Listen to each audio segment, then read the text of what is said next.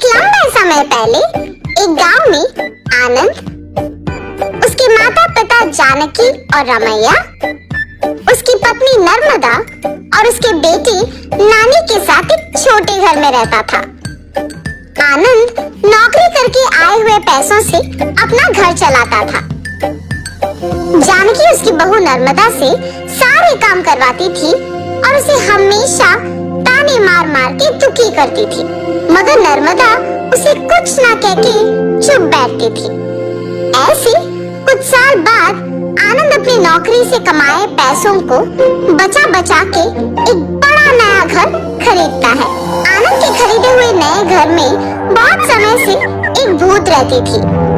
ये बात आनंद को नहीं पता था और इसीलिए वो घर खरीदता है और उसके आसपास खाली रहने के कारण दिखने में बहुत शांत सा माहौल था और जानकी में कोई बदलाव नहीं आया।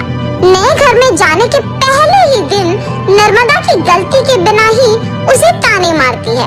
दुखी होकर नर्मदा बिना कुछ खाए और सोए अपने कमरे में जाकर रोती रहती है। तब उस घर में मौजूद भूत नर्मदा को रोते हुए देख उसके पास आती है। बगल में परछाई को देख नर्मदा तुरंत खड़े हो जाती है।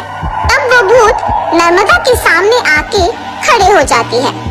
उसके चेहरे पे घाव, खुले बाल देख के नर्मदा डर जाती है। बाप रे, भूत भूत! डरो मत, मैं तुम्हें कुछ नहीं करूंगी। तुम हमारे घर में क्यों आई हो?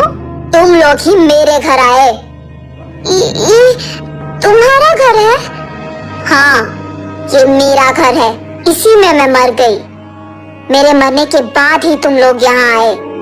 ऐसे कह के अचानक नर्मदा में घुस जाती है।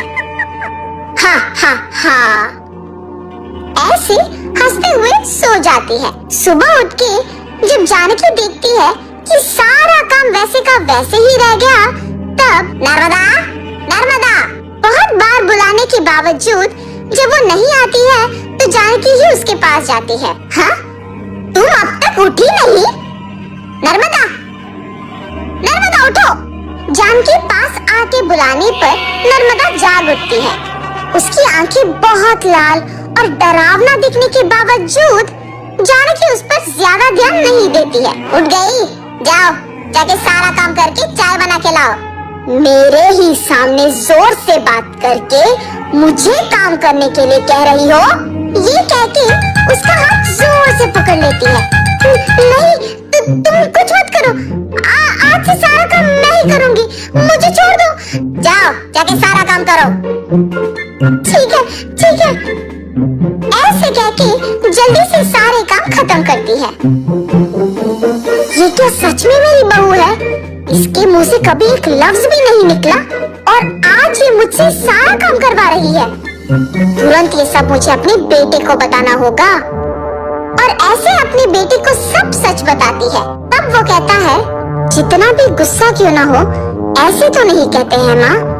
आप अगर उससे अच्छे से पेश आएंगे तो वो भी अच्छा ही रहेगी। उसके बारे में क्या मुझे नहीं पता? उसके बेटे का ऐसे बात करने पर जानकी कुछ नहीं कहती है और अपनी बहू से डरने के कारण वो सारे काम खुद ही करती है। नर्मदा, नए घर खरीदने की खुशी में मैं अपने कुछ दोस्तों को घर बुला रहा हूँ। सारी चीजों का तुम्हें ही ध्यान रखना होगा। ऐसे बोल के चला जाता है। नर्मदा कुछ बात किए बिना खड़े रहती है। उसके बगल में खड़े जानकी के पास जाके वो कहती है, तुम्हारे बेटे की बातें सुनी है ना तुमने? सारी तैयारी तुम्हें ही करना होगा। ऐसे जोर से कहती है। अगले दिन आनंद दोपहर को अपने दोस्तों को घर ले आता है। नर्मदा, तुमने सारी तैयारी कर ली ना? हाँ जी। और ऐसे सबको खाना परोसती है और सभी हंसते हुए बातें करते रहते हैं। सभी व्यंजन स्वादिष्ट है भाभी जी।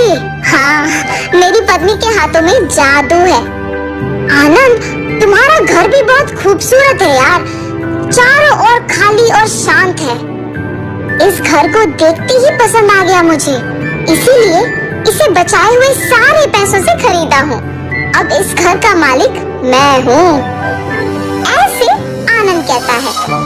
ये सुनते ही नर्मदा तुरंत भूत बनके अजीब आवाजें बनाती है।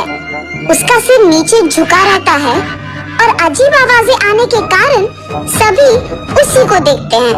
नर्मदा, क्या हुआ तुम्हें? नर्मदा अचानक अपना सिर ऊपर करती है और क्या इस घर का मालिक तुम हो? मैं हूँ इस घर की मालकिन। ऐसे उसे घूरने पर आनंद अचानक हवा में ऊपर उड़ने लगता है। नहीं, ये तुम्हारा ही घर है, मुझे छोड़ दो। ऐसे कहने पर आनंद को नीचे छोड़ देती है। ये सब देख के घर के सारे मेहमान भूत भूत कह के वहाँ से भाग जाते हैं। नर्मदा जैसे उसे कुछ पता नहीं है अपने कमरे में जाके सो जाती है। आनंद, कम से कम अब मेरी बातों का यकीन करोगे तुम? तुम्हारी पत्नी में भूत घुसी है, भूत। देखो आज उसने क्या कर दिया। हाँ माँ, अब हम क्या करें? एक मांत्रिक को बुलवाना ही पड़ेगा। हाँ ठीक है माँ, कल उसी के पास जाएंगे। और ऐसे जब सब बैठे हुए थे, नर्मदा आती है और सभी डर जाते हैं। तब उन्हें देख कहती है, क्यों सब मुझे देख के डर रहे हैं? क्या हुआ तुम सबको? कुछ नहीं। अब आप तो कुछ भी कर सकते हो ना। क्या करना है मुझे? मैं जो बोलूँगा तुम नहीं कर पाओगी। मैं नहीं कर पाऊंगी? पहले बोलो। अच्छा, क्या तुम इस बोतल के अंदर घुस के वापस बाहर आ सकती हो? इतना ही, और मैं ये नहीं कर पाऊंगी? देखो, ऐसे बिना कुछ सोचे समझे नर्मदा में घुसी आत्मा अचानक उस बोतल में घुस जाती है और तुरंत जानकी उस बोतल का ढक्कन बंद कर देती है। भूत को मैंने इस बोतल के अंदर बंद किया है, अब इसे गांव के अंत में फेंक के आना होगा। और ऐसे उस बोतल को गांव के एकदम अंत में फेंक के आ जाती है। तब से जानकी अपनी गलती सुधार के अपनी बहू को ताने मारना बंद कर देती है। भूत के चले जाने पर सभी उनके नए घर में खुशी से जीते हैं।